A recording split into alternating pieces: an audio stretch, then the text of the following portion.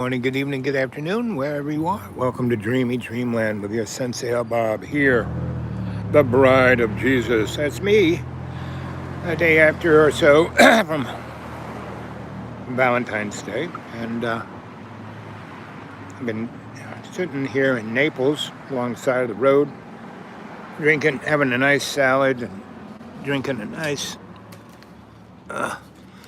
espresso.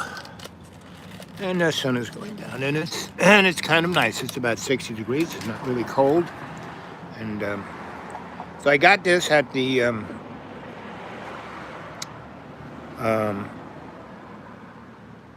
Goodwill today for 50 cents. This hat, bride. So I'm the bride of Jesus, right? I have, given up my chastity, my salutations and greetings, and I'm telling everyone that I'm the bride of Jesus Christ, and I've given up the flesh. I've given up my flesh, the flesh life, the fleshy life. Woo! See that white little thing above my head right there? That's a chemtrail. Anyway. So the whole sky is silver that away, and I've just been married to Jesus. Well, I've been married to Jesus my whole life, basically. And here it is, the 16th, and between now and the midnight of the 17th, not like in 6 hours from now, but 6 hours plus 24 is 28 hours. Next 28 hours, you have the opportunity to be married to God, be the bride of Jesus Christ. Because right now, astronomically, astrologically, energetically, basically, you have the opportunity. If our Father who art in heaven, hallowed be thy name, thy kingdom come, thy will be done on earth as in heaven. Give us this day our daily bread, and forgive us our trespasses, as we forgive those who trespass against us. And lead us not in temptation, but deliver us from evil. As it was in the beginning, is now, ever shall be, world without an end. So what does that mean? What does that mean? I have to, there's another piece of energetic. Whenever they do chemtrails, they're basically tuning up energetically the sky above you. So they can basically project energy into you.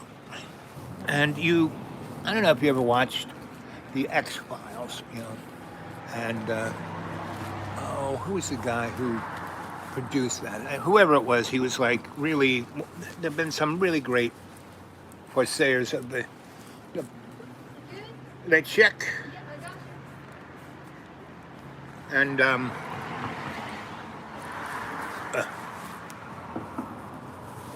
what was that guy's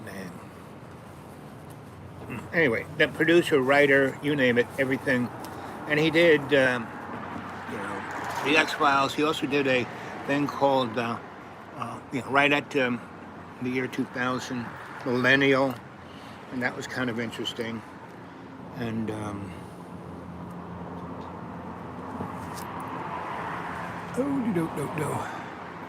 There we go. Okay. Did you like the pasta? Huh? Oh, yes. Good. Yeah, it is. It's very good. It's not like make believe, but it's the real deal, right? Yeah. And what I really love about the two salads is that they're extremely. The Caesar is the best Caesar you can have, and the is the best. But they're not. So it's nice. They're two really different things. Yeah, they're really good. And Caesar dressing on the antipasta is really good. Is it? Yeah, because the oil is just oil. Yeah. But that Caesar on there. Good. So what are you reading these days? Reading? But Not much I've given reading you recently. something to read, didn't I? Yep. That little book. About talking to God? Yep. Yeah. Have you looked at that at all? I have. Me and my fiance have been reading it. That's the way. Yep. It's the way, that's the way. Yep. And I'll give you other waitress starts with an L. Lauren. Yes. She's got kids. I gave her a kid's Bible. Yep. And I'm going to give you one because it's really good to read the kids' Bible because that's what grown-ups could understand. Yeah. You know, the book that in church, it's like, forget about it. It's like, you got to be kidding me.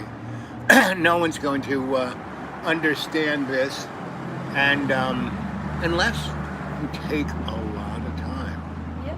I agree. And not only that, have some people way smarter than you kind of giving you, oh, what do you think of that? You know? Yeah. And you take it from there. And that's what fellowship at a church is supposed to be. But they don't do that because some guy is reading something out of a magazine telling you what it is. Yep. I agree. Right, and that's not what it is. But great. Good that you are reading that with your fiancé because that is the foundation that you need in that relationship. Yep. When you got that, you don't have to worry about anything else. Whether you're paying the bills or you get mad one day, whatever. If you got that foundation. Oh yeah. I agree to that. Right. So That's good. where most relationships fail. No kidding. Because they got everything out of context. They get it out of context. Yep. They think it's about stuff and not about a life. Yep. They think love is sex. No, sex, you know, around here you say sex, everyone, oh my God. That word, sex, all that means is reproduction. That's all it is. Yep. It's nothing else. Now, there's other stuff, but that's other stuff. But that's all it is. Your hair should not go on fire when those three letters are used, you know? And to use that as the mechanism of where your relationship is. So you're doing good. Good. I'm glad I gave you that book. Like I said, I'm going to give you the kids' Bible, and you can read that with your sweetie because I've given it to a lot of couples who are just starting out, and they've all said, "Wow, I never knew what this book was about. Now I do." It simplifies things. And when they do have kids, they'll be ready to be able to work with them on it. Yep. So there you go. I'll be right back. Yeah, right back. I'm in no rush. Okay. Anyway, so that's kind of what I do. I talk to people like that all the frigging time, you know. Howdy. Original Sensie Owl Bob. Yep. It's me, the bride, the man, the bride, the mystery. Sensie Owl Bob.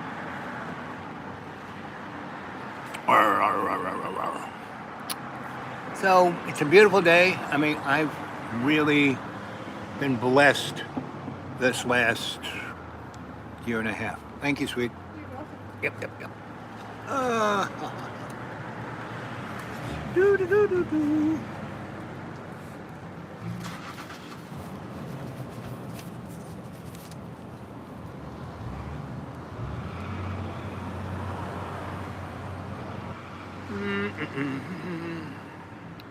Sexy.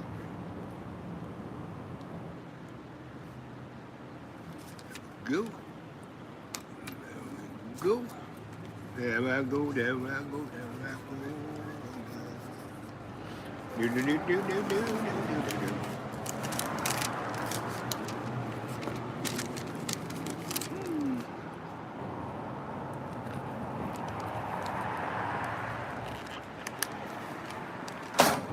Oops.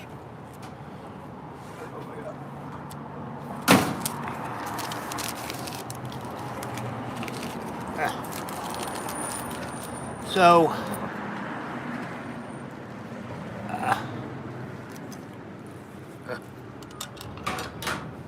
are you having a good time? I'm having a good time.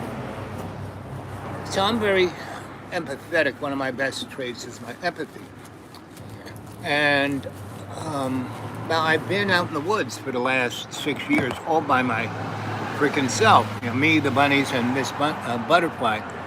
So now I'm amongst people And so you see how I treat everyone the same with love and respect. And there are people who get bent out of shape, because I see that love and respect as some kind of threat, right? So anyway, I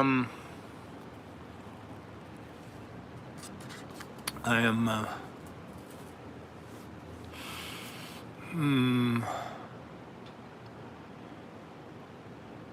when I see people hurting others, hurting themselves, I am disappointed and I'm not quite upset. I mean, one of my good things and other, challenging things is that I'm Mr. Fixer.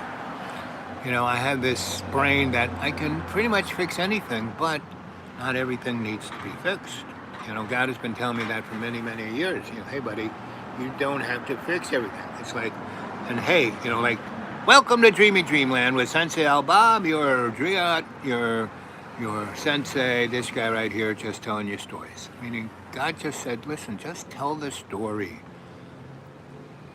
What they do with it is up to them. You can't make them believe. You can't, but when you tell that story, your skill set as a griot, it goes inside them. They can't erase it. They can't forget it. They can't lose it. It's there. You say the words, you tell the story, it's inside you, right? That's why not that many people watch, because it affects everyone so deeply. Most people don't want to be affected like that. The other thing, I have close to 3,500 shows on my channel. Go look at them, right? Just go back and look at them. And you don't have to watch the whole thing. I mean, when I lived with Johnny Boy at the school, and I owned that school for 10 years, and I had it as my mystery school, but Inga and George built it as an art school. And the mysteries was art. That was a mystery, art, right? Art is everything, right? And then I liquidated all my assets and gave it to the poor. And the two things I had left was the deep green and the school. And it was hard to get rid of it. And then God put John Boy right in my face, and Johnny bought it, right? Now, he could have done a lot of things with it. I mean, I had a friend of mine. I mean, it's right on top of this mountain facing the airport in Roanoke. And it's a beautiful alpine ski slope of about a quarter mile. So you go from one corner and you come sideways across the property and then come down the other way and then go down the driveway all the way down, to Inga's house. That's a 3-mile ski, more than that, whoop-de-doo. And at first part is like, cross-country skiing, and there's a path that you can, that this guy made. And so he was going to make a Airbnb and bring people skiing there, because he said it was the best skiing he ever had outside of Switzerland. And Africa, that's another place. So,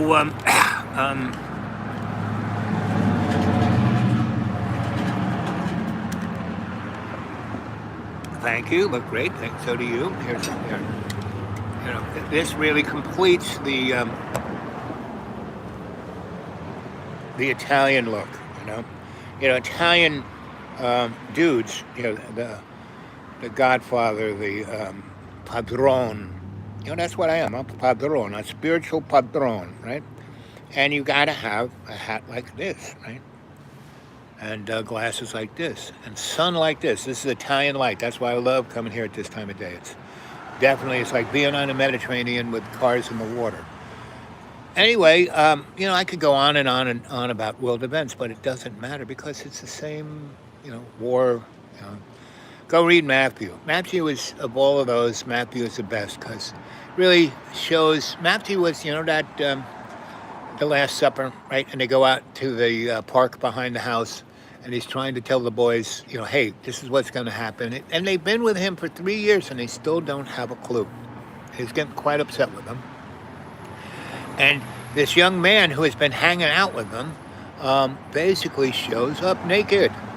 And basically, Jesus knows that,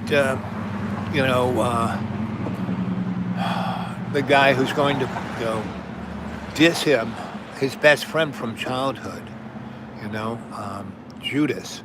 People don't know that. Judas knew Jesus from a child. Judas saw Jesus do miracles all the time. Judas understood who, of all the boys, Judas the only one who really understood who Jesus was. And he realized that for everything to come true, um, Judas was going to have to take the 30 pieces of silver and kiss him on the cheek. And they were already kissing cousins, you know what I mean? You know what I mean, man? And a boy had been part of that basically mystery school dynamic. He had come from a mystery school, and so did, and Judas went to all the schools that um, Jesus, from birth up until 33. He was staying one step ahead of the king who wanted to kill him, right? And that's, people think of the three kings showed up when he was born. No, they showed up on the 26th or something of January, right? And there's a feast of whatever that is, right? And they brought the gold and the, frankincense and myrrh. And frankincense and myrrh were like Bitcoin of their time. You could sell that. Gold was, because it was used as currency, it had different values. I mean, it was valuable, but no more valuable than what dollars are today, right? You know what I mean, man? You know what I mean? Everybody's got a lot of gold. Ooh. Anyway, so that's what that was all about. And most people have not a clue about the Bible and what the, the Old Testament, what that translated, no one read Hebrew. Even the Jews didn't read Hebrew. In Jesus' time, everyone read Greek because that was the language of business, right? And, the Sadducees and the rabbis and the Pharisees, they were all lawyers, businessmen. They were all making money. Every time you did a sacrifice, cha-ching, that's who the money changers were, That's why they were thrown out. Oh, so is that brand new pizzas or chunks of pizzas? That's what's left. Well, yes, this is the time. This is where to sit right now. This is like being in Italy right now. Yes, it's very nice.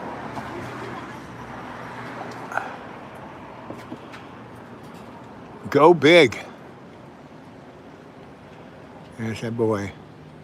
He's going to end up in jail. Anyway, yeah. He's a monkey. He really is a monkey. So, these next, between now and Thanksgiving, when elections are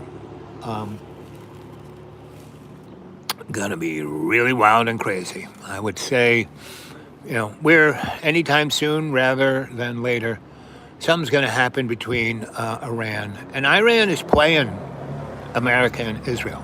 And because they are, and the poor guy who, that guy who you see on TV who's the son of the Shah, I went to prep school with him.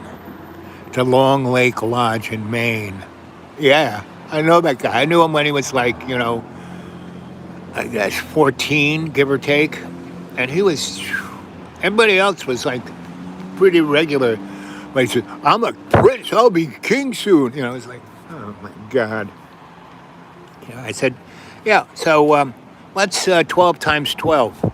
I don't need to know that. I'm a king. I'll be a king soon. I'm a prince. And he had this big guy with a sword, like always next to him, right? And whenever I said stuff like that to the kid, the guy would, big guy with a big sword and a gun and you name it. And whenever I said smack to the kid, and nothing really disrespectful, but like, what is 12 times 12, And the square root of it.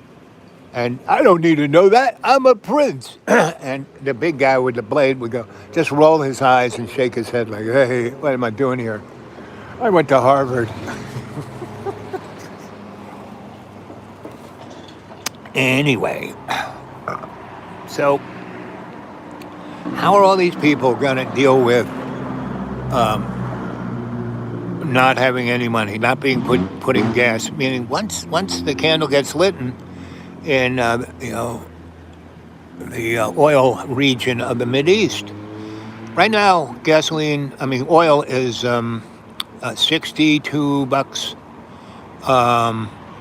75, a drum, a gallon, not a gallon, but 75 gallons. That's how they kind of measure it, a keg or whatever they call it. And as soon as the candle gets lit off, forget $62 for 75 gallons. It's going to go up to $6,000, just like electricity. Canada, Downey has been screwing with Canada, and the guys and Downey doesn't even realize that Canada isn't one country, just like America ain't one country. He goes, we have to have national elections. No, our Constitution states that each state runs the elections. It was done on purpose so there wouldn't be Donnie Trump trying to be king. And Donnie is I feel so sorry for the boy, because they put him there to be thrown under the bus. He's going to be, toast. It's just, ay vey is all I can say. Anyway, so, but it's a beautiful evening here in Rome, right along the Champs-Élysées. The light is just gorgeous, right on me, right? That's what I look like in Italy. So, anyway. And if you got, like I said, about 26 and 6 would be 4 and 6 makes 8, 28 hours. 28 hours to talk to God and to get on board, to be, at one, to have God's love in your heart, to feel the depth of love's co-creation, right? It's up to you. It's up to you to what you're going to do with your life. And you got these 28 hours to work it out. So let's see what you can do with that. Hey, Hey, brother man.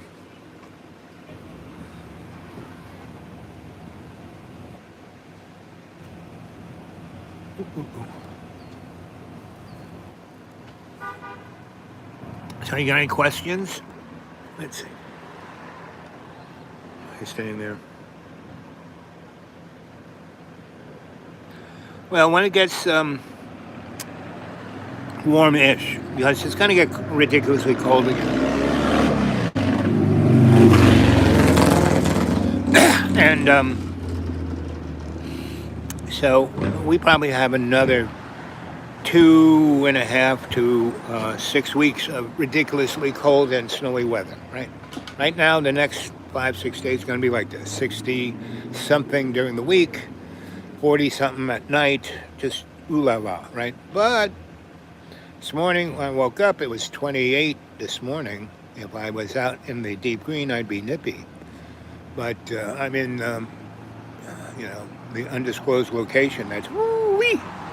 It's the Howard Hughes Playboy Bunny Memorial Suite.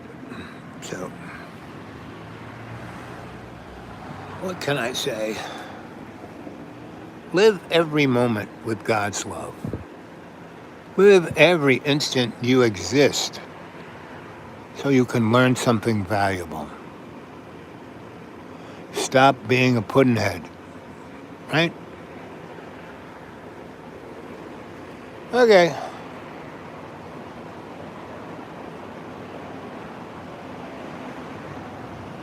Oh, I better go do what I should have done before I did it.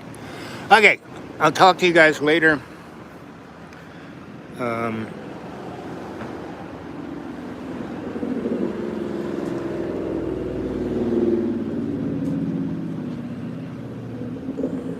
Whatever. You say, well, be good. I love you guys.